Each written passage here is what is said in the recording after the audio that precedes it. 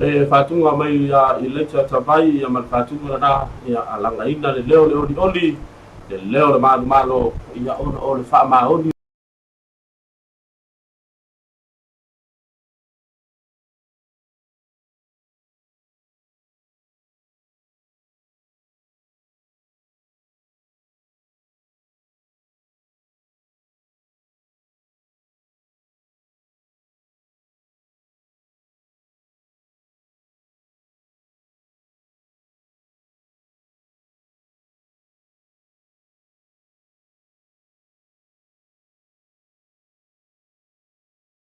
le tua ya te tonu le nganga mar ma fau ya ele da pasesi le tau tato fa le wina le na le leo le langa fia ya mal fa stai e lo tato tapa usile lagi ina uba fai foi o fa se o polo mai lo to so ifua ya i le vai ngora fiafi ya o te to fa talo fa toi mana nganga fia tele i pa ia mal malu so tato tulu ele ngata o samo nei ai so se tafo le lo langi o lo ma ua mai le tua fa talo fatu ma fa balo atu ya to umalawa ya mai lava i mango tele se ya pa ia manga iti fia fai do atu ya le fo ma fa to se fo i mal to fine ya lili wa vai awa fo i tato por karame ma sani le o tau fia fi malelo pei i lo na so Faraile de ya so luas fulu de masina o Tesema lua fe se fu mai va fa tar fatu lili ma no so i fu de vai ngora fia fi ya so fo man wi ai le ni fe vai ngora fia fi pa i mal malu tato ba tino o fo i ma fai on fa si mai le tato wa por kalama masani ya le tau ne ala no pe ia pe ona masani fa talo fa tu ya te o me atu e mamao ia mai se sa mo nei po fe lava se vai ngon ke lo pe e ma wa mai tanto fa salalama Malo lava le fia ngai metu te manga venga mai le amatanga le vai aso se ipa ia le fai umole nei vai aso malo you like malo se fua lili te tolwari lili o le tato por kalame fai o le foi te sanga lua fes fruiva wa ko ia le fa fa vai tato tulu ia e te tunga malanga nga mawulunga ia da amatanga le por kalame TAUAFIAFI mana LOABAY sa fa madia ina ia la to fa fonga mala to sila ia mai lava ia so fua so lulu ma so Faraile vai aso taitasi ia mai tato wa sanga inga e tato por kalama sani le TAUAFIAFI mana LOABAY ia i le tau sanga a o toya yo le dai yaso ia on fa wina hoilea ia magoto la ia o le tau sanga lua fes flu ibala tau ia e fa malo le ngalo dunja te what's new le o te mamau ia ona cinco bel ho ile ani se to tele a le mo le bana tan tan ia tato what's new e a to no foi na wa e ni se na to malanga mai ati no e mamau le want to I to no tato la funua ia fa malo le malanga man mi foi nei tato ai nga le wa sia mai foi samo ia na to foi le wa fia tau sanga a le wa savani le se punu na ile duas futan sanga le o to o mai samo fa mai o ko sui lo mai ia ai onise na to foi le o malanga so e man via ia tu e mamau se no malame tu pun pala blavi fa to ai lo to o mai samo ia ai fa tai ia o se lo malanga tu ai nga me fa pene ia fa to ai lo le wa ma fu ta foi le ia mai se ma ftanga mana ai nga ia sa le lava di ia ile ngata ila to lo fa pena na malanga mai tonu so tato tulu ia ila to fo la fo malanga mai le ngata ile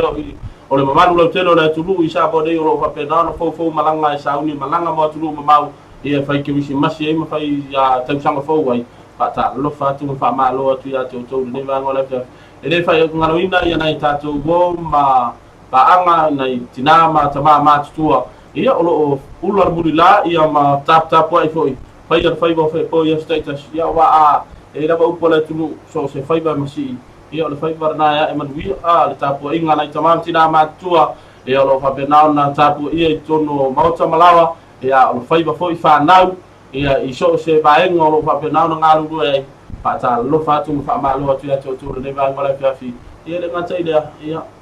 ila to foi o lo fa penau na fia foi ia i ngase a ma i tino li fa to ria il farefu ma le apulsio to fanga pero e mau mai le tato por kalambe le va ngola fiafi ma te fa ta lo fa tu fa ma lo tu anga le tua ia fa penau na lango maluina ia ta tonga tinga ia fia ngai foi ma i le yo langa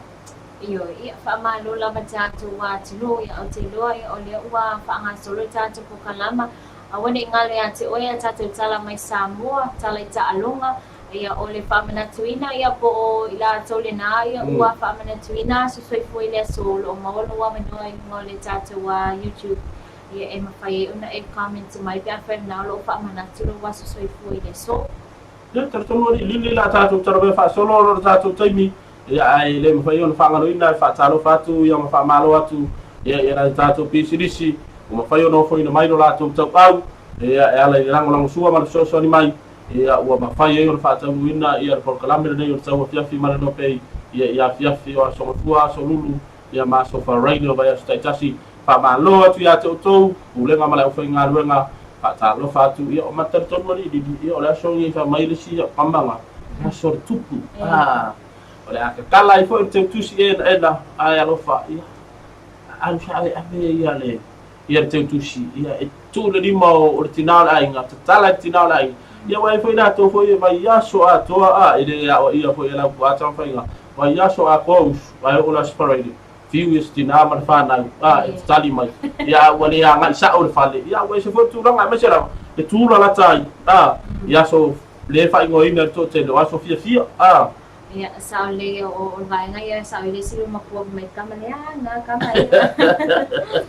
ia malo na vale ono sa ia fai foi le daia wa ia foi ia inai fa manustino foi le afiafi ia ta foi ona tato i lo le fofua le le tang fio le aba malo si ia mo le pui nga oe ia le foi wai o le fai ungol vai aso o pe o tu ai nga so fa pene tele ina tu foi fala la mi fa fuse ia te tolwari lili sa ole le la vai ia ba le wa sa lo ia o tu ala lo la vai le por kalame le TAUAFIAFI mana LOABAY o ele avta vale afa pe o ele ke fa foi na ta vale ia ile se te viola fiafi nei por nei foi ia a leo e ma ho fau te tango fia ava malo si o tu ala lo ma o nei a lo fangia au te tango e foi o tawa pe ya u kuma sani la bala to ia e te sama le bu al fau tau ta au te tango le ava tawa le pa tau ma faina le ava ia e emo mai sai dingi foi pa pe o so ma sa telefone ia to e tango fia ava malo si ia tango fa ngai lo malo si dei na le tu ala tu ia Mula lava ia staff nei ia la lona va ia po fea e falala ia ai o le na no te inga ma nei o una fata va ia tatu tau fai maua ia le fai umore nei ba ia so a nga ia tu ia i se sa bo sa ngale mu ia o te lole a ta se sina malo long pupu ia ona tatu te li mai lea ia ine famna twina o tatu wasu soifua ia me asina va inga po ia tala tau ia po le atu langa le ole a ia le tau ia fai umore nei va yaso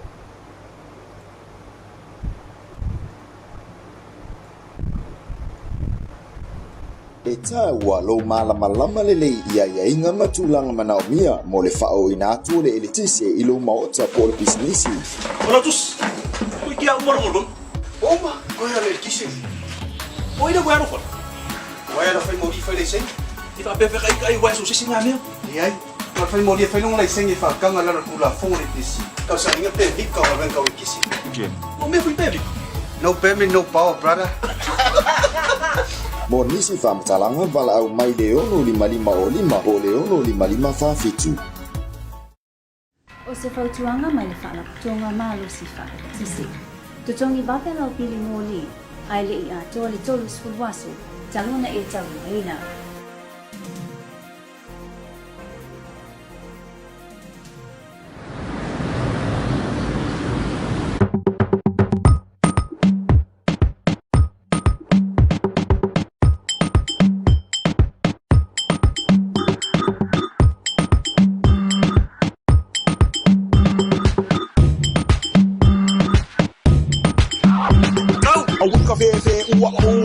La se fa amole mole kuli se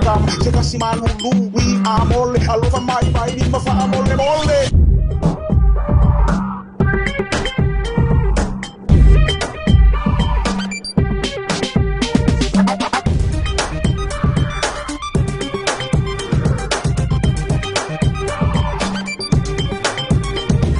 Tani mai se taika Tani mai se Coca-Cola Tani mai rasta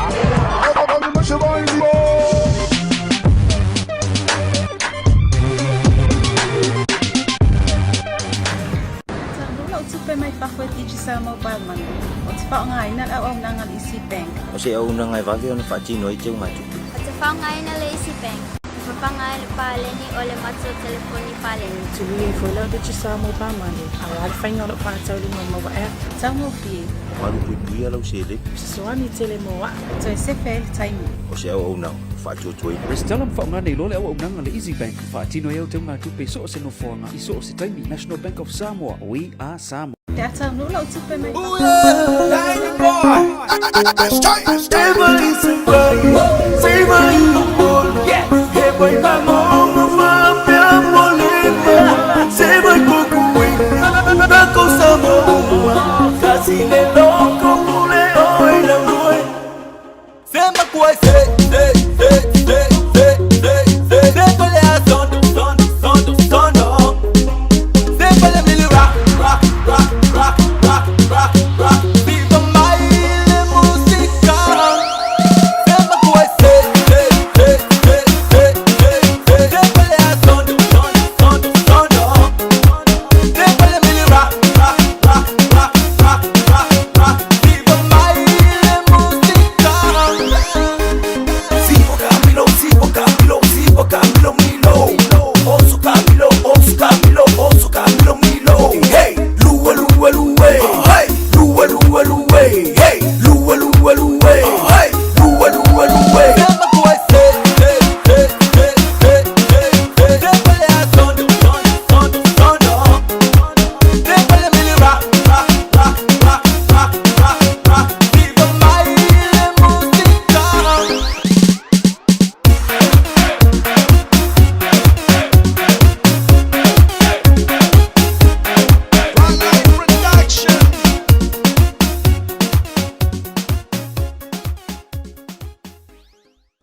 Ooh yeah. to fatalo fatu le to tali mai banga lo na dua re yo tato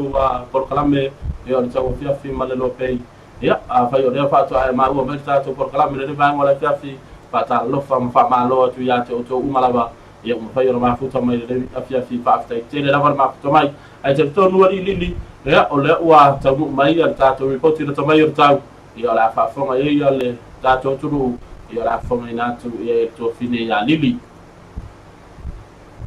Famsalang muli winga lolo ba tau mo tinu mafa fa mamina le official ba ang tau muli no so Faraile tolu se fulo Tesema luafe se fulo maliva. Fautuanga mo timu nga mamafa wa faale nga inene.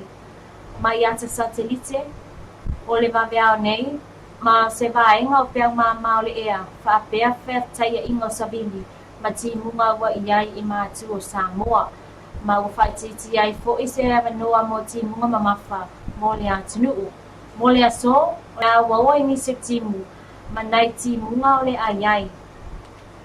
o le famtalanga muli le mo timu nga mamafa le o ai le aso you like e o le te mai atu ia na o paule le tato wa pai nga po tu langa le ole ai le tau le o fa le anga ina ia timu nga pe ona ia le amtanga lo yaso e o mai na fa mo ne pa yaso ya o da fa fa ya tato tu report na tato tau a Miscellaneous tato jamone ya a fa pe o le te ma o mai ya tato por kala me le ne ke pai fo ya la wa fo fanga ya o na wa fa ma dia mai le official va tau ya wa fa le mai na ya le la te ngale sa ya mo ti mo ma fa ya mal le tau lo wa ya ai te to ri ya o le ba ngaya na fa tangata ya ai ma tua ya pe la ba upu ma sani ia se tato tu o le finangalo ai o le tua o le mua i le fuatia o le tia i le se ua ia ato faafetai le alofa malanga lelei o le tua ia faapea ia o le ua avesea ia tautivunga ia ma le lolo alu tauiluga o se tatou tulu ia auā foʻi ia le feagai ai ia ma fuafuaga tau faaiʻu e le gata o le faaiʻuga o lenei vaiaso latou ia le faaiʻuga foʻi o lenei foʻi ia tausaga luafe sekuluipa Saole o tulanga na le ua vai atu foi ia e pei ona ta ua mai le tatu wa vai nga muli per tatu le na muli ia ole ai ai lava nai timu nga ni so taimi ia lo no winga ia pei ole so fai sina vedela ia o te vai atu ni se la to foi le ai malanga mai atu e mamau ia ole fer mai hot no winga ia matua e vedela lava le so ia e mo ina volena tau palasi ia sina timu foi le ta fa manu ai le nei sa Faraile ia ai o le ala o vai lava ia le tulanga le bebela ele o ia se vai nga foi le asalela ia a o le bebela ia ele o fai titia ia pe o le fisu ia inga na tau le wa ia ile taimile nei ari ia wa man tu foi e mo lava ia o le ila tau ia malanga mai fa wa pe o ta bidinga na le ta bidia a o te mi ta malulu ia tu i fa fo ia to telele o pala langi ia ma disi fo ela tu ia wa fai malanga mai samone ia ma tu ma fa o le Pasifika ina ia fai malo longa ia fo ia ma pe ia sola mai ia fo ia e mapu mai ia ono le ma ati fo ora tau malulu ila tu ia ale fo sa uga ba ia tu fo inisio a inga ia mis fo yo bo i Australia ia ma ku ai te ba ia tu i fo le i postal ba nga nai mo penga te fai dan fai asi malo si fo i male ma ati ia ole bebela i Australia ni fo vai tau tau sanga la tau ia ole fesu ia inga tau ba pe ia no fai atu ia o men na ia matulanga na ia ole tu ai pule a oi me wa ia na fai la lan ia mal se inga tau ia ole fo ia fa ta bibia ia ta bidinga ne ia ole kemi wa ma fa ia ole temi fo wa sau tau nga malulu ia me ole ma kwa bela le we so ta to tu ia o tulanga na ia ai o le o mai ni taimi le tatu wa o kalama mo aso soifua ia po ai ni so ila tau le olo fa mana tola tau aso soifua ia so ia lo o mawala wa no i no le tatu wa po kalama TAUAFIAFI ia mo ina tau le ngata ia tunu e mamao ia a ina tau lo ia samoni ia ava pe o le so lo se fulo basino Tesema luafe sekuluiva ia o le sa fa pe na fo yo na tu se nai a malo famia le tua sa fa na mai ai ia ile nei lo lang ia le so fa na tu nai no wa so fu a wona ngalo na e comment mai lunga tato por kala me lunga le YouTube ia la mata mo fa ia e to lo wina tu ia fa mo langa lo wa so fu e ngata wa so fa na wari lili ia mo wa so fa pito fo ia ia pe o le fa pe o le so le sa tu fa tsi ai o rua sa kala beto fa poi pong awa ke popole comment mai e ala ma tau fa tu na tu ia fa mianga ia ai awa ni ngalo ia ele manlo telo tatu tu a mission ai tatu o panga wa ma fai o tu na tu ia tu sa o tatu por kalamina le o tau fia fi mana no pei ia fa mianga so i fu ma fa nau fa mianga wa so fa tu pe o fa poi ponga ia ona o le anga le mai mana lango sua mai ia le fio ko te pulenga mana fa ngalo ia le free plus ia i vai lo fa ata ia na ia ole sa vai atua i lai vai ka poilia ia pe ona ile tatu wa mani uni o poilia ia i moteli sala fai a ia te lona ia o tele pe na mama ia ne to tele la tunu ia ile tu danga le wa ile tatu wa sima ia po le vai ngana lo o vai o le vai ngale le tele a o lo ina pa le vai ia wa matua i fa le ton wa to le na vai ia ai fa tai le vai atu we foi nei swingal na foi tu ia mo le pemalanga ia tatu wa tunu ia o tatu tali foi ni so ina tu lo o vala mai ia pe comment mai foi mo la tu wa so soifua ia o le manturanga na ia ele fa ititia ia le bi ingo le tu ia ma ia fa tai foi le fa nga malo on no nga wen de le ia be se foi ia o la tu fino ngalo foi ia mal boy mal tu natu ina ia pena ia ona fa la le ia se tatu tunu ia me se on fa le yo vaenga ia fa pena ona fa ngo fie fa malanga ia yo la tunu ia ile vaenga ma le vaenga se tatu tunu ia o tatu te tali ni so la to te loa ia ele o ni so fa man o fa ona la mai au te loa ia ele o ma fa la mana le ia ni si fo yo tatu tunu ia lo fa mana to la to wa so foi le so ia mai se foi na to ia ole fo e tu fa te sia foi fa i mo nei vai aso ia ile sakala me to fa foi ponga ia man ia tu wa so fua ia ila to uma la mal na lo fa mana to la to wa so foi le so ia mo atu e mamau ia ani ngata foi sa mo ni pe foi na to sanga ia na fa popol so fo me ola tatu fa foi le nga mat fa tai le tu na ngali ia ono le foi na dia mai ni tau sanga tele ia fa mania tu foi le vanga le fiafi ia le fai pong le uso ia Ellen Hunt ia malana mea malanga mamao mai la pale uso le pe au stadia ia fa penal tu fa sia foi ia malana me le sona na fi ia sa kala beto fa pong ia fa mania tu ia mania la ingo fo ia fa penal foi ona fusia la ingo il fani ia le lofa ia ma ia fu tele ni ia maua ia se fa bunyanga mai le tua ia ala le fo ino fana ia wa fana ula vala tu ia le ruma na ilo ainga ia o te roa ia le wa ho fa tai le tata wa talai ta longa ia e fa funga me tata wa tinu mai mo mai ia me se foi ia ole toe va ainga po ani vai nga sa tupu ia ma ni vai nga foi le ole a tupu ia ile fa unga ni vai aso ia ma ni si foi na ni poti mai am tangal vai aso o mai na ni fa unga ia ole ni vai aso ia mai ha telinga ia to ia fa funga mai ia ma mai mo mai tata wa tinu ia tata tala mai Samoa ia ai tertonu ata te ia se tata tala talonga ia ola to vai foi ta por calameri lili de bangola ia ola fa funga tata tunu e inicio fa dinga fa pisinisi e mai ya tato company pisinisi e lo fa penau na lango sua e maanga de mai o mafua io no fa tau winner por club de o tau fiafi malopei e a fiafi o so fua so lulu a so Faraile o bai so tasi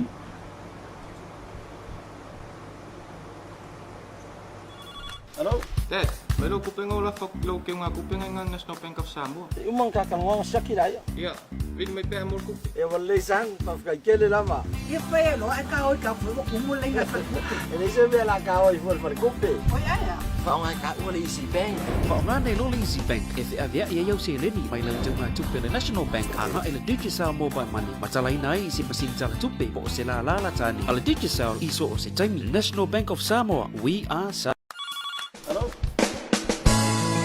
There's no other views like the Sky View Villas. Perfectly located in the mountains, 800 meters above sea level, these beautiful self-contained villas have the perfect balance of resort and island living.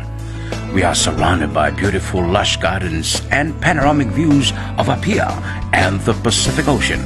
And still a short drive to the city. Meet our friendly and professional staff who are waiting to make your stay better than your last. So what are you waiting for? Island getaway can't get any better when you're staying with Skyview Villa.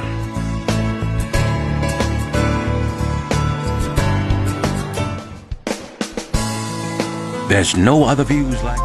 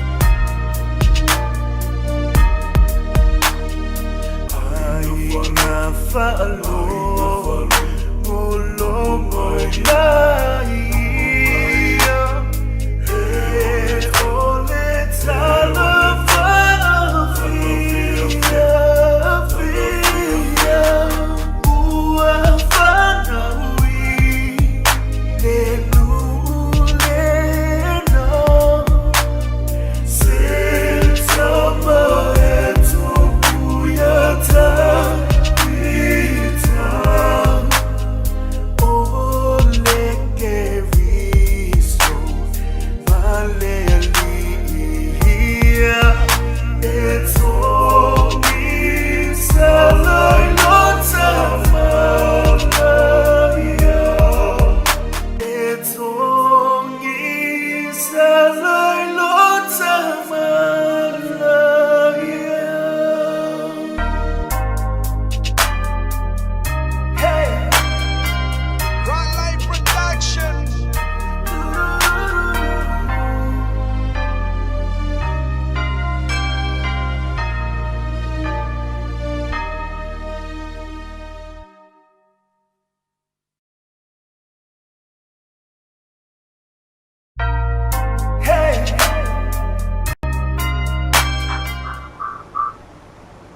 Ya le fatunga na mai le kamalo estate te mako ma fatunga ia o bi inga lava ia awalava ia lo tato wanga tu ia ile famla twin dor fana vai o pepe fou ia o le pepe pe tele ma ia o le na fio mai ile tua ia maliu tingu no tangata ia o le fina ngalo lofa ina ia fa pena na lave ina tato ma le lo langi pa wes ari ai tato no di ai le se e tala tala ia ai mo ia inga ka wa bala au mai ia lo fa pena na mafuta mai ia ile por kala mele ne o tau fiasi banrope ese e fa lo fa ku ia oi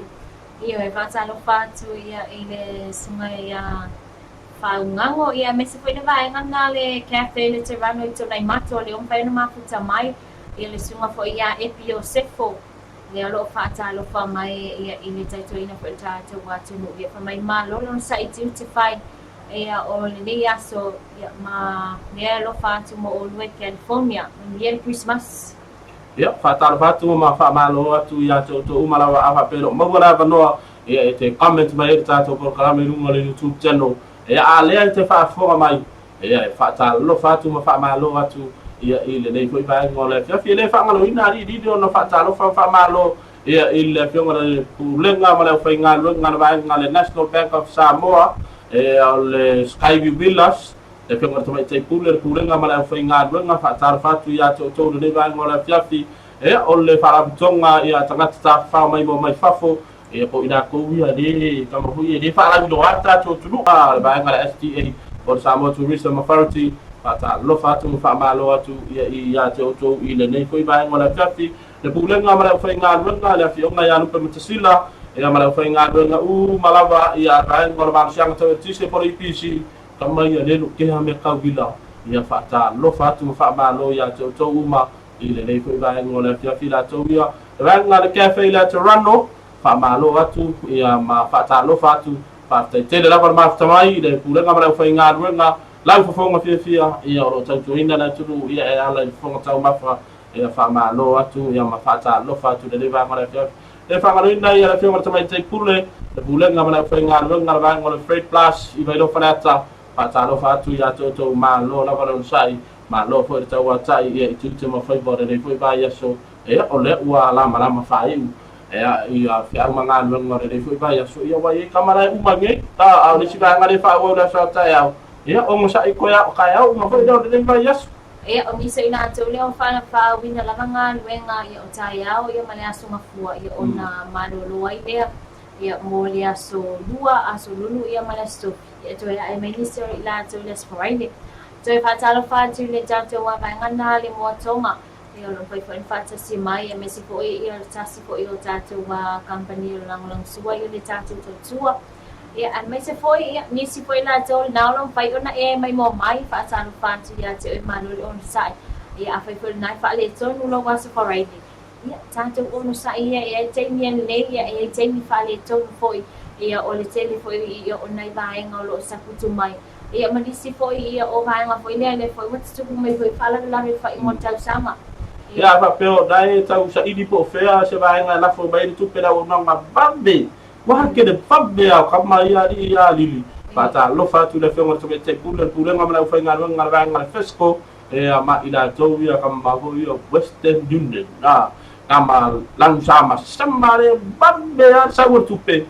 tupe lafo ia tupe fa pena na tala mai tua babbe na to danga ia le tua na ngal le Western Union ia mal le fesco ia pata lo fatu fa tele lava ia le ang le mai ia tu mai o tau au ia lang ai de fa moi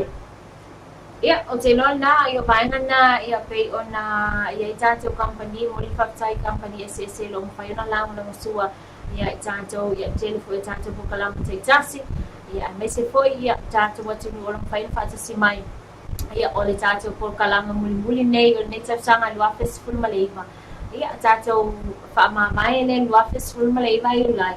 ia ai se tato ba ai po ia ni ia vai ngale o uma na fa mau wele lua fe lua sekulu mo tato ia wa pe o le vai ngala tu ta i fo ia mi ta pure o le lo fa le tua ia a fina ngalo malia pa tu ilu tu so i fua ia ma se ma o fa ta ba ia le ngata fo ile i o le a pulenga ma le finga le pule fa tua ia ma le fa nga to ma ale lo pe global network ia ka ko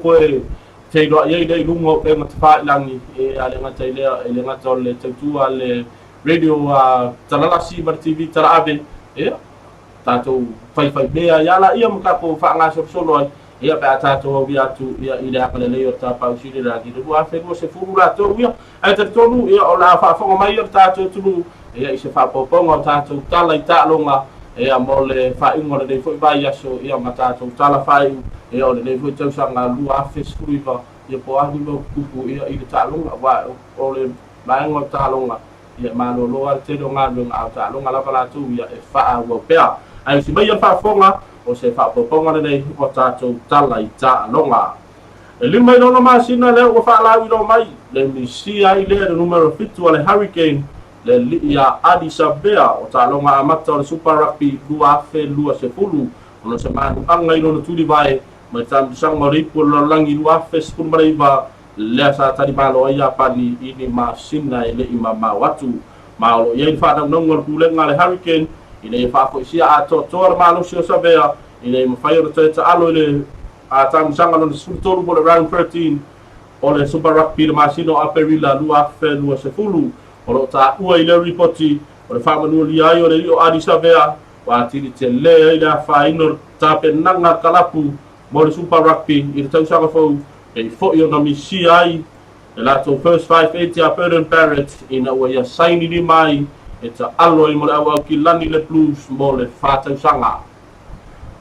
ua le whatau ina ina ua i fusuanga whaprofesa se tasio ala talavou le tunu le susunga ia Henry Tyrell sa fa mo fa ta tai to tono sini Australia ila so lua se furtasi so masina nei Tesema lua afe se furuiba ono nisio to tuangia le maalo fia alo yai fa na ngor pula tai rao e ta tawe no fa ta ina nei fusuanga ile amatanga o le tau sanga fou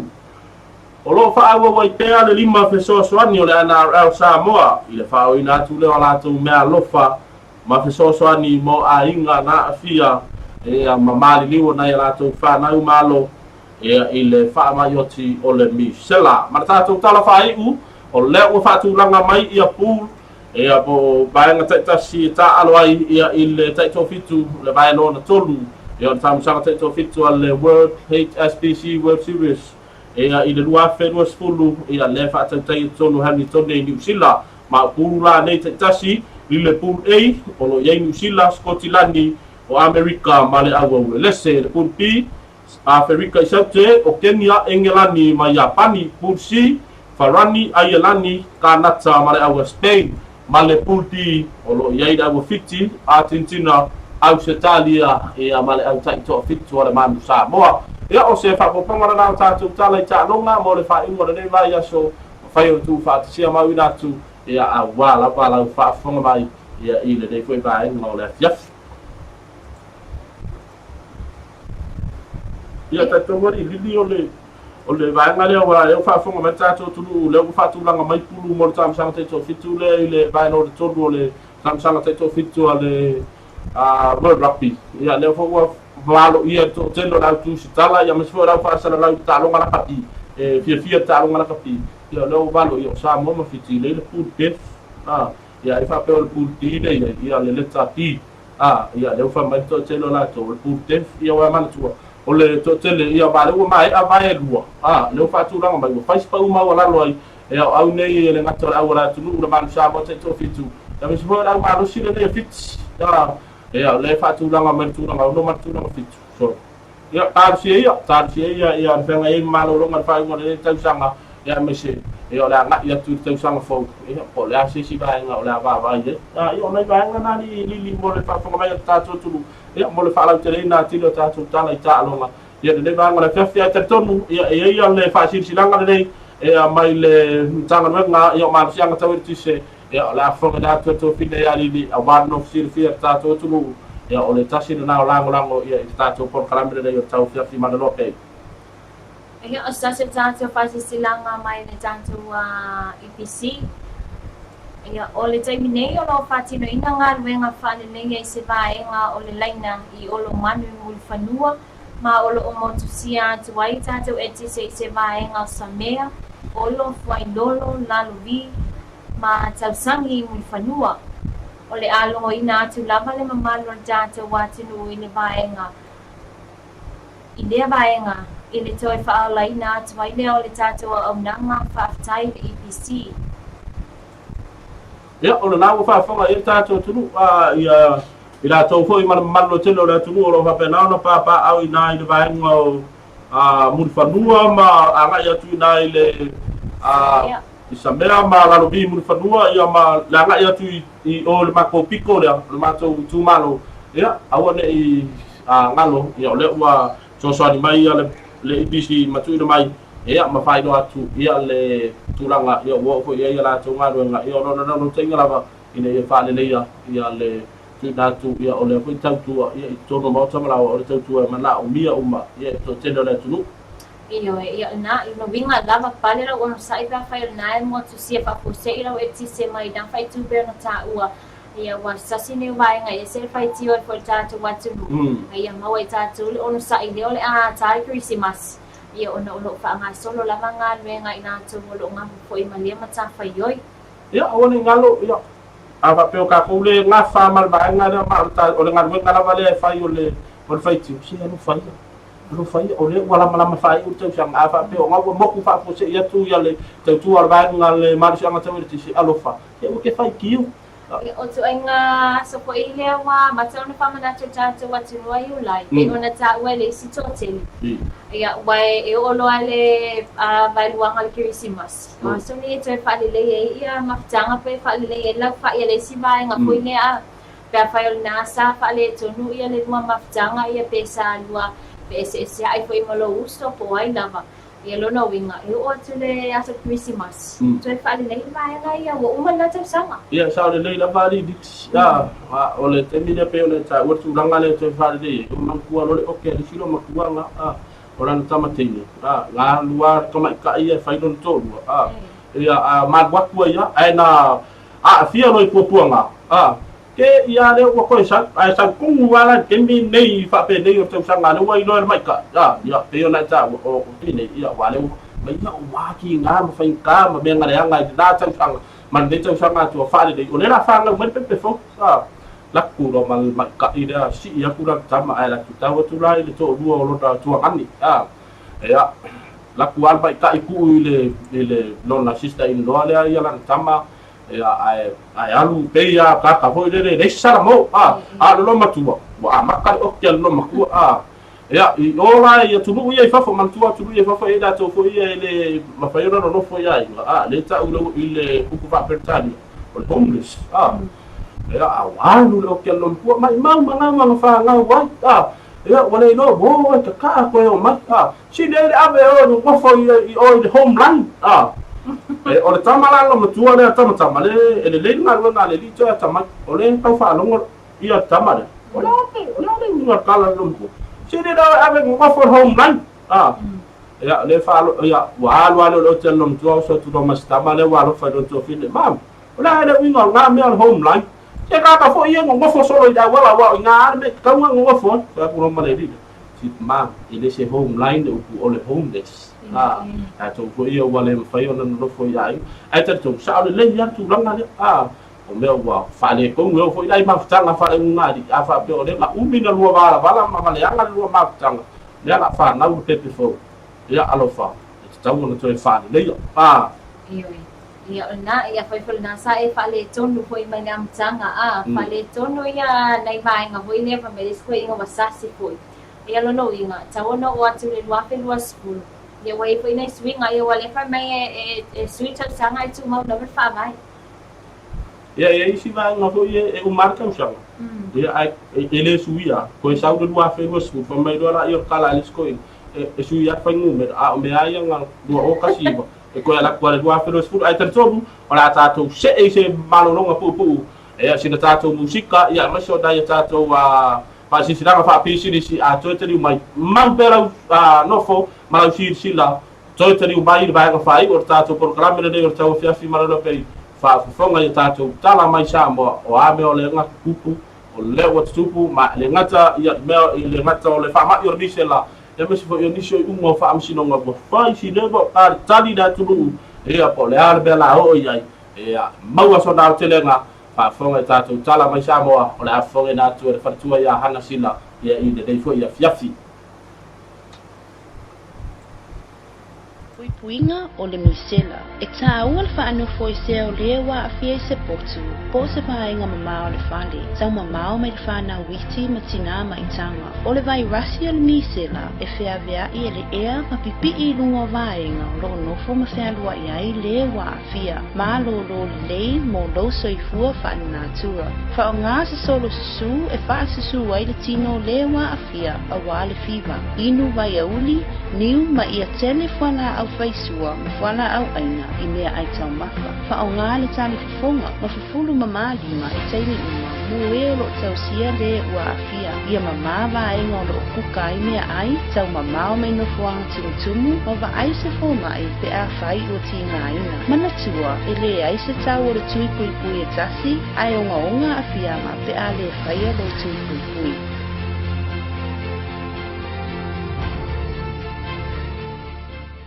Puipuinga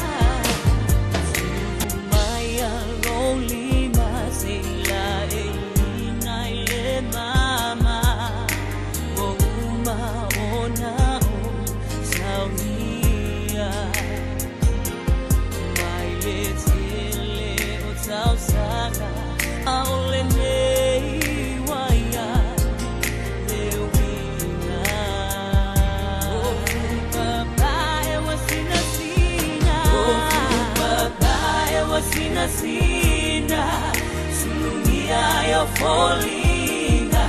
olelofa, uaboina.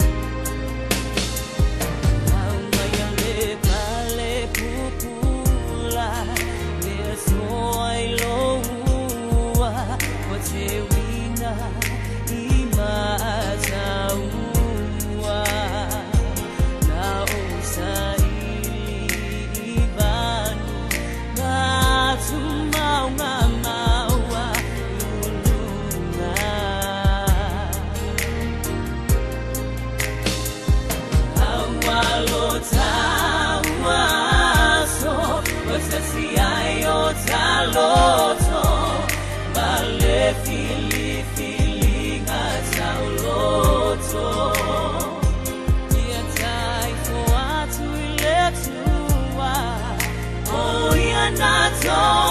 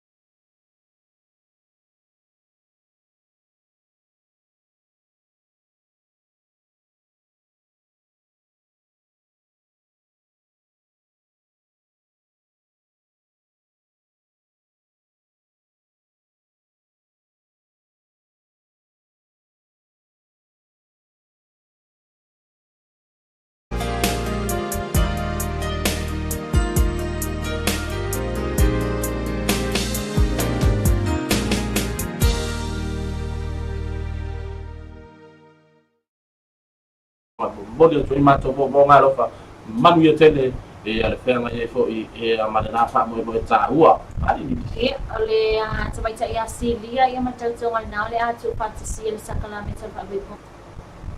Talo na tau mabai atu le ai no le sa avera ma ofisa sili o le UTOS. Ia sao Justina sao. Ai o le asu tofi o le vai esonei. Lea sa moli ma wina loi fonga malingi. O le tapua ina alona tua a. Le tina ia Sofia e vile fa Samoa. Fatasi ai ma le to'atele o a ina ma wo. Ina ua la wina e le afionga le whaakasino ia mata Kelly tuatanga loa. Le unga o le whaakasinonga. O le ali ia Kolani Junior Land. O le nei unga o whaamauni ai mo lia ngai whaafasanga i ali o Kolani. Lea la solo atoa ai le to ese. I le molianga mo le fasi o titangata pa monoina. I tola launga o le unga o le nei whaamasinonga. Sa salmoa ai le afionga le whaamasino. O le reporti al fo mai su e whaapitoa o le pathologist. Ia Dr. Paul Bottrell. Sa ia whailonga ia isi tasi o vaenga lana reporti. O le mafuanga o le malio o le afionga ia sao. Ina o titina ina se itulo, e lona lava to olua. Leli o Kolani le vavea o le aso sa, le aso lua se fultasi o ke topa, lua afe se fulmalvani. Leana mali waita stina. E wifo e se whamatalanga na tu ina atu e leli o Kolani e ala ilana lo ia komisi Korea. Ma ia finau mai ai o Justina sa pule lona ola. Ina ua mai ai o se lafe ese a inga whare o ngali i le pole asa to anai. Maalo atu ai le sisi lona ua se tulo. I le vineka o lo tua lo lato whale i sina monga. Ai le mai ai o se ilo ilonga umi sa fia ngai ai malwha sinonga. Ma sa wala wina ai moli mau e lua se pule male ono. E peo nisi o leo o le foma isu e whabitoa na malanga mai whafo. O nisi sa whai ngā luenga mōmō ia sa uma Kolani e pehi o na iai mōli mau mai tau sitama. Whatasi ai mau wōma tawa inga ai la ua uma. O le mai ai la le nei so enga upau mau tutu ai whai unga le whamasinonga. Mo le ali o Kolani e pehi o na iai. Ai o isi mōli anga e pehi o na mōli ai le whao o lima. Ina o ia whasi ina lo na awhawhine whai. Ia tā Lake Council. Se folo whātau sanga le matua. I se vai taimi o ke topa luafe se fulu maleono. Wa toe tolo pole la wina o le unga o molianga na se ia au lia le aso fito Februari. Lua afe lua se fulu o i tau se mafo. Inisi o tala.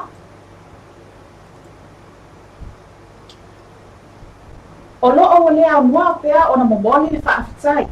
Ale maa loo whaapea ma le komiti mo whaalawelawe. Mati ia ma tutupo whafo sei. Ona o le toa tele pea o nisi o le atunu i whafo. O loo whaipa nisi o atunu i whafo. O loo whaipa anga ma le malo. Ma tutu tau au mai le whianga iai o Samoa ma le tau tineia. O le whaama ioti o le misela. O i la tau nei wa whea Samoa ma le tuina mai o se fisosoani whafo mai. Ai mai se o le ngā lulue pea lea ma Samoa. Ina ia mawhai ona ausia le tini po le mana onga o le malo nga iai Samoa. I se tūlanga o le herd immunity. O se tūlanga lea ua whaamau tino ai. Ua whaasopo lia Samoa atoa. I le tui pui o le misela. Ma whaamai pipesi. Ina ia tau fia le ono toi o Samoa. I se tūlanga whaapole ina. E peo na pangatia ai le misela.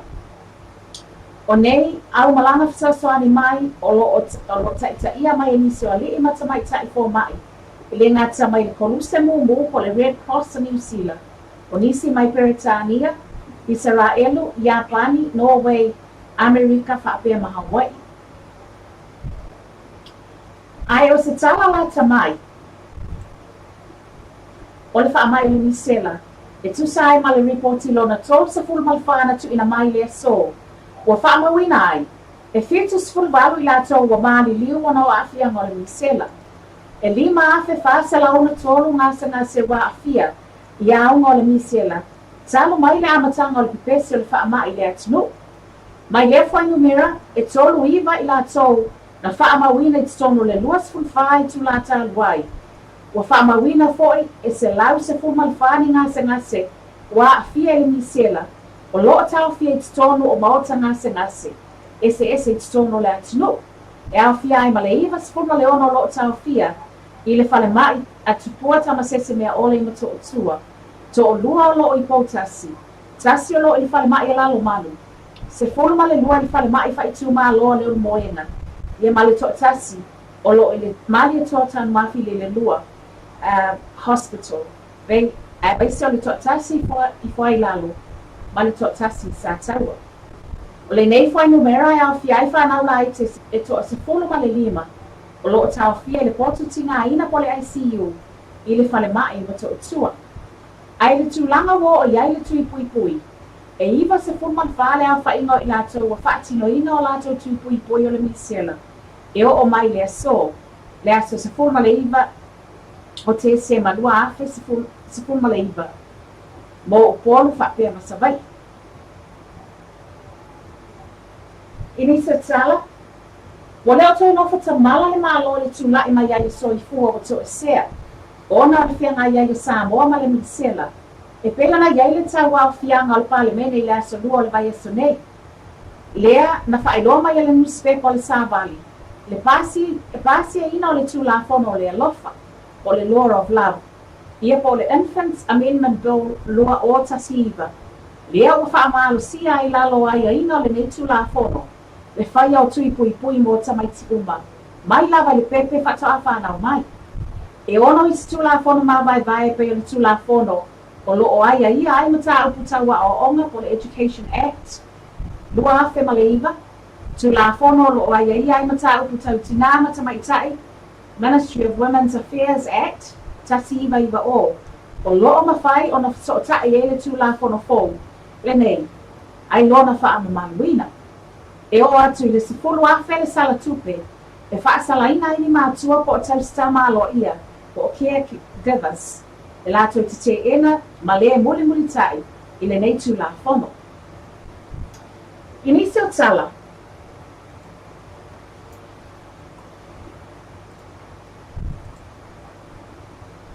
O loo whaatupula ia pia le a au maa fola le atunu. E pei ona whaafetai ai i le afionga li pale mia le whakasa.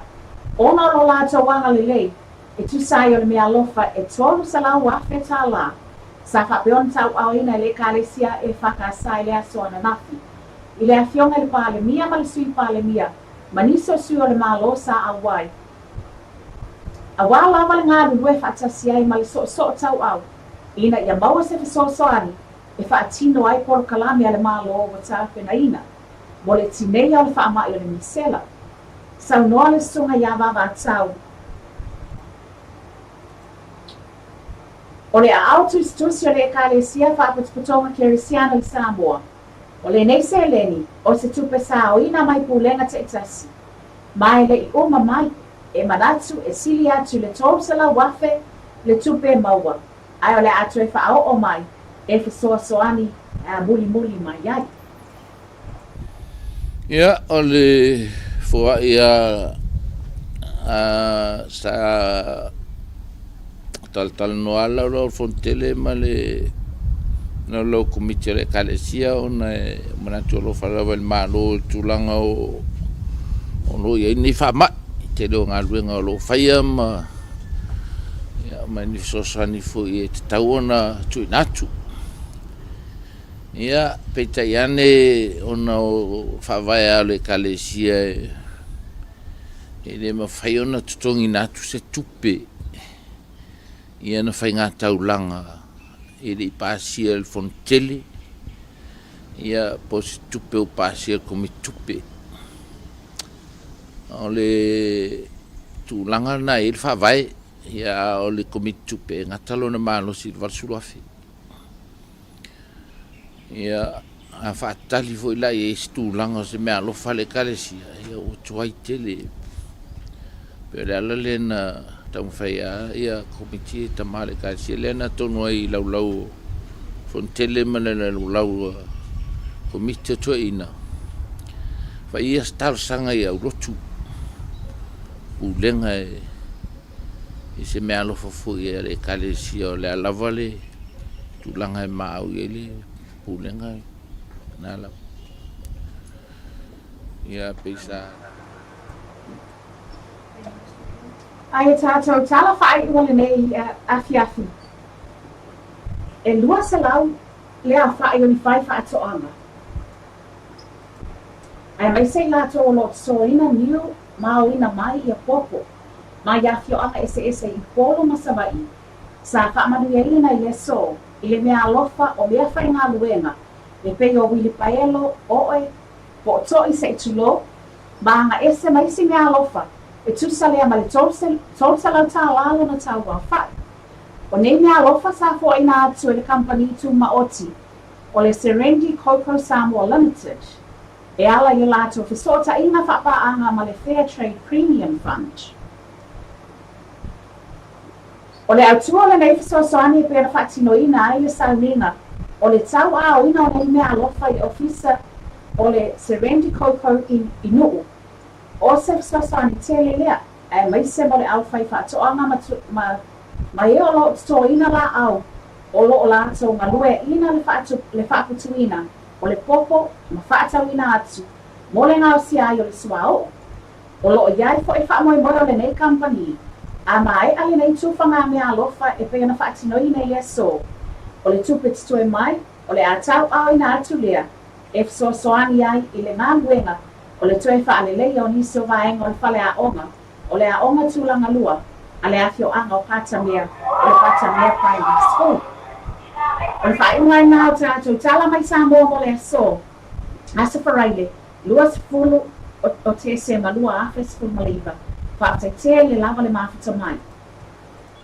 Hello? Dad, may lo kupeng ola fak lo kaya nga kupeng nga National Bank of Samoa. Umang kakangwang sakit ayo. Iya, win may pera mo ko. E wala san, pagkakele lama. Ia whai alo, ai ka oi ka pua umulai na whakupe. E nei se mea la ka oi fual whakupe. Oi aia. Whaonga ka ua le Easy Bank. Whaonga nei lo le Easy Bank e whi avea ia iau se leni mai lau tunga tupe le National Bank anga e le Digital Mobile Money. Matalai nai se pasing tala tupe po se la la tani. Ale Digital iso o se taimi. National Bank of Samoa, we are Samoa. Hello? So ang salima tato ko kalang nei ba ang afiafi ang tato tala na may Samoa pero na lang ng suwal tato ang pagtupi le National Bank of Samoa may lanaon ang Easy Bank ya ay may sila tato palit sa limalo le Skyway Village si Chapata ya le wato ay tali may iya le tato po kalang may lona ba ang muli-muli ya pay on na iya le tato wato tuwa le LOABAY TAUAFIAFI ia ai whaatalo whaatu nisi I o atatau paangale ua mawhai o na mafuta mai le sunga ia tali tia ia o tai Princess Lene leo olo o atu ina mai le whamandianga le aso soifua o le tina ia mabau lo tofanga o le aso e atu ai le limas fulu iba o tausanga ia o le tina nei ia whamandianga ia malo whaangal na ia mai ia lisem ia pei ona tu ina mai lunga o le tātou wa TAUAFIAFI le nei fo iba anga la fiafi mani e tele le limas fui va tausanga tina pa kupo peni si tausanga tele ia ma yola I awale soi fuol tina fo ia mai le taitu le tātou no peng yo to family ia le soi fuol tina na ia mai da fi anga pa bau I loto fanga le limas fui va tausanga ia dia no ia le to nga 8 le ia ua matutua fo ia lima sepulu ono sepulu ia ua faisi matutua ia ua whaamalo fo ia le on sai fo ia ma le fola ia ua whaaftai le tua wawia ia nei tausanga tele ia na ia on te loa Iulai lea ua tauna tu ina tu ia le tātou baenga nei o le tātou papoponga ia pei ona ia le tātou talo tau ia I le afiafi nei ia I le o te lona fi whaafonga mai fo tātou watu no ia na whai vai mai ona whai o ile le tātou po kalama I le ninga sa Faraile o whamatalanga winga lolo wā le tau numeratasi ia mo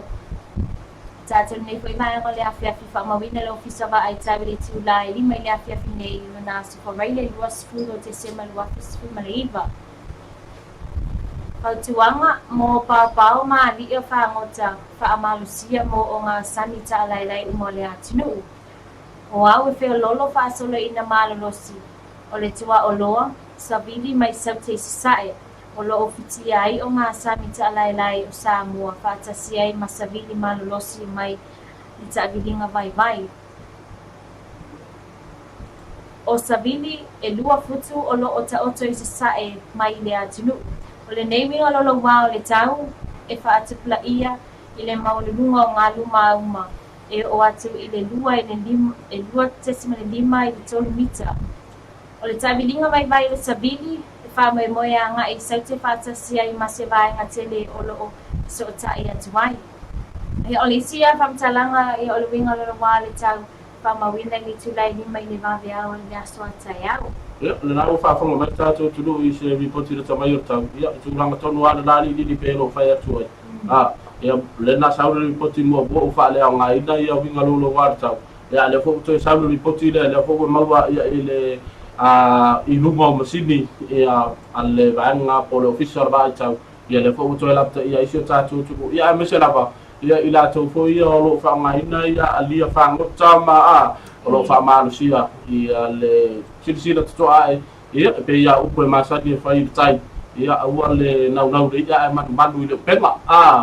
tere tonu ea rau whaafonga mai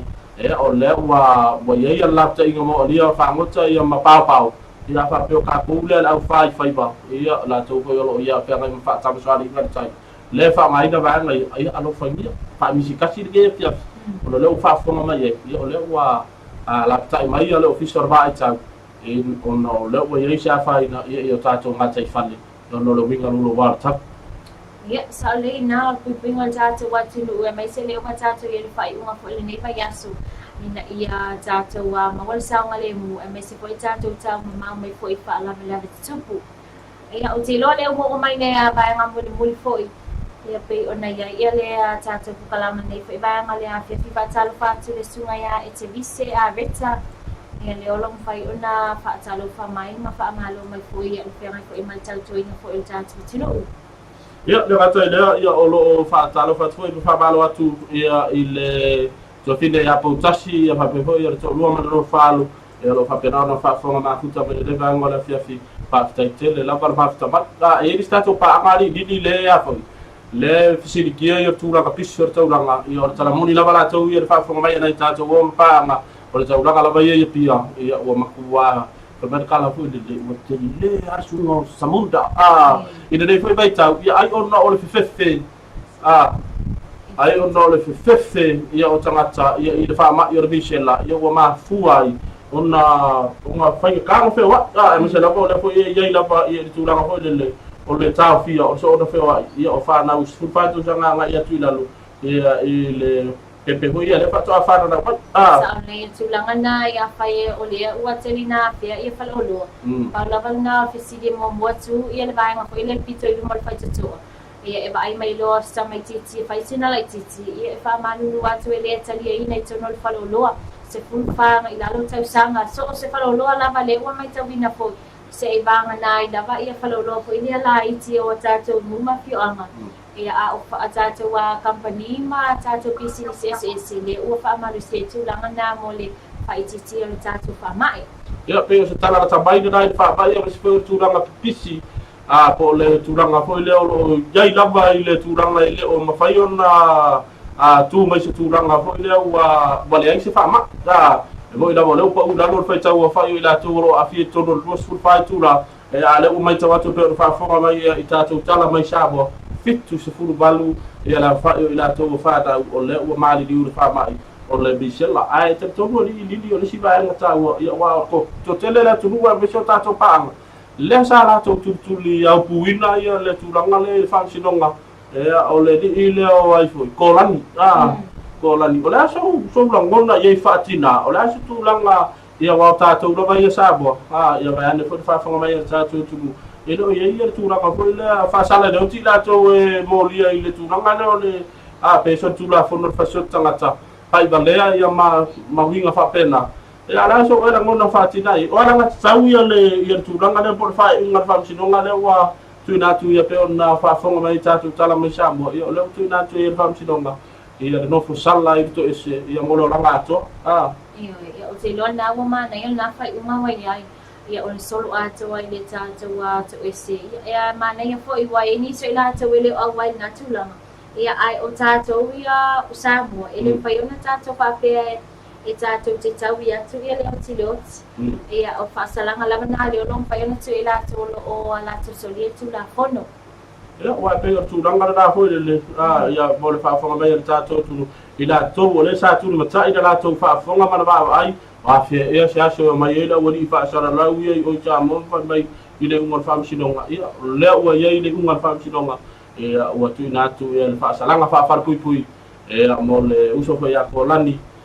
nofo salai whara pui ia mo le olanga ato. Ia, o nisi nā o vaenga, ia mo le nofo sila fia tātou tunu e awa ia le turanga ia e pei ona ia fo email lo tupu e tono so tato tu le foi vai tau tau sanga la to bi anga ia tu ia ilona toi fa unga ia po toi ni aso e pei o pa ala tu ia o toi o ni langa ia ona fa ele o foi mo tini ta malo ni malo lai e pei on tato fa so a ile ya so a ile tato tala mai sa mo malo fo ile tato ina malo si tato atu lo whapea o na mawhita mai so lava se tafo le nei ke loke lo mawhita mai ai.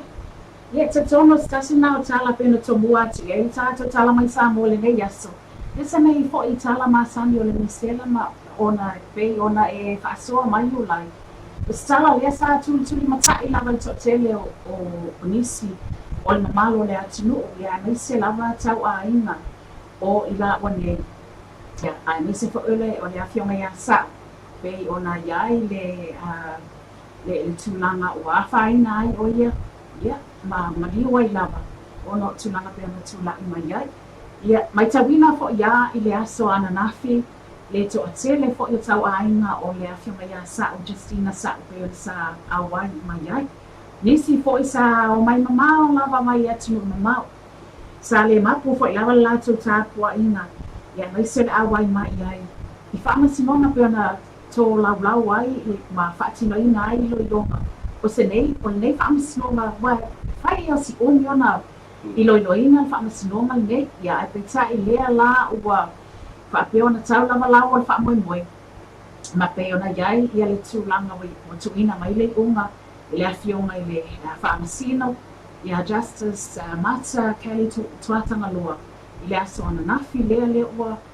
solo ato ai le whale pui i le tūlanga o le morianga lea i le whasioti tangata whaamoemoeina i le sunga ia kōlani. Ia, ai mai se ai o isi o morianga nā o lo o tātia i panga. Se ia ria le masi na o Februari lo nā sa fitu. Ia poli tausanga fō, ia tantono o stasi na o waainga fō i sa e se mai fo ile ele aso ananafi ona o la mona fo ile o tia mama tia o Stina o Justina ia o tinale ia Sofia e vile awa o pe leva lava ona faatalitali ia le tinane ia mai se fo ilo latu tau aina ia mole uma whaamisinonga ia pitai lea ua tuina mai le uma ia ua whaia lava e wei lava sa tele a ia tūlanga pe ona lungala lo ai le longa pe ona sa whaatimoina ia ngai ua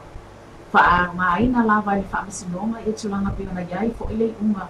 ia mali reporting tuina mai le forma isu e whaapitua e la ngata fo ilale nā i tātou tala mai sa mole si tūlanga mana ia lava le nā pe ona sa whaatinoina i le aso you like pe mai ta watu wa e misi ai wa misi na avisa wa palai le tūlanga le pe ona iai le tātou tala muli nā le na whai mea alofa ai ia le whaalaputuputonga le pole company tu ma oti le Serenity Cocoa Limited i le toa lua se lau o le au whai whaatoanga ia ma awa inga wha ia planters le o lo lato tuto ina le niu whaaputuina le popo ia ma whaatawina awale le swau mo le whaatinoina o tūlanga whapena lea mana ia i o lato mea alofa lea na maua i le nei aso ta e tōru sa lau tā la le beali ta e lua sa lau ia au whai whaatoanga lo ta maua ina ia mea alofa nei ta e tōru sa lau tā la le beali o mea alofa sa lato maua ia mana ia na ia lato ia mea alofa Christmas ia le la o whaafonga tātou tulu ia le whartua ia hana ia tamu whai lava e tau whaalau tele la titi e tūranga ia pe ona iei al whaamisinonga ia ile o sunga ia kolan ia misi foi ia ole banga le o fa mano fa mai le foi company yang le ia mo fa fa to anga isa mo ia ro ngo misi ia una bango ia ai tatono ni dito le programa fa eu de te sanga lua Facebook iba ia mo moli atuai le fa te lava ia na ia tato wo pa anga sa fia de te tua ia matu na mai lo la tau au ia ele ngata o le whaafonga pe ia staitasi i o le comment mai e tātou porkalabe lunga le YouTube whaaftai tele lava e sa iei nganga maurunga ma taritonunga maurunga sa whaamaria ina o tau ia isa tautua i le ngata o le tōwhine ia Marietta ia le ngata koe leo i maua nei ia vea ina nei ia vanoa ididi ia whai ia umatasui ia mai le awhionga le lipule ia vai lidi ngango ia matwhatua ia hana ia mātou te whamanuia tuai ia le kewisi masi ia maua samo uma e maiso na tātou woma paanga ia se kewisi masi fia ia masi tausanga fau manuia ma filemu ia i le anga le mai o le ni ia ai a whai fo ia se ngana ia se tautua wale tautamali i le whaafonga mai ar tātou tunu ia o le nau ta inga lava ina ia longolonga pui i le tātou tunu ia me o lo tutupu i le taimi ma le taimi si o tātou tunu a whai se tasi tava penana fa manua lia ia so fina ngalo ia e lava upu masani ar tātou tunu ia e poto lava tau tai ia ai le ato atu i liu lona va ia pe ia upu ia matou tatonu le pulenga ma o fai ngaluenga na loi fire dei na tie matou i fatola vai ai manu ia tele ia tu te fai mo dei foi ba ia so la to ia le anga ia tu ia ila so Faraile na no to fau tu atu ma to tu ala atu a fa pe na wa sa u de tau mafara va malosi au e tango po u ta vale ole e fa penal na fai nei ma fia i fa fi tau a fa pe o to le fo malanga mai ia fa penal fa mautino o to ia malanga me tu i fa mautino o mai o no fa tu kui mo fa ma yo misela o no te le sa fianga o te le se va en o misi ia i tu te manga luenga ma fa tu nei no fo ia o fa be tono so ta tu ia o no le ma ia o le fa ma yo misela ai mo te minei ia te nei fa e masui o ma o nei ma to fine ia lili ma nu te reina tu te mawhai wālo whiri mo tutoa rei wā iaso mai so ranga ia tu rā sapati ia wha soifo ia tātou te whtapa i rungo pēr ngaru ea rungo pēr ngat whairangi ia i se teimi o tausanga lua awhe lua se fulu soifua mai manu ia. Kids, go look for your mom. Samoa is a beautiful place, but we must remember that our beautiful island home is vulnerable to disasters. And emergencies can happen at any time. To help you plan, prepare, and protect, the Disaster Management Office has some tips to help keep your island safe. Help your family build an emergency kit that contains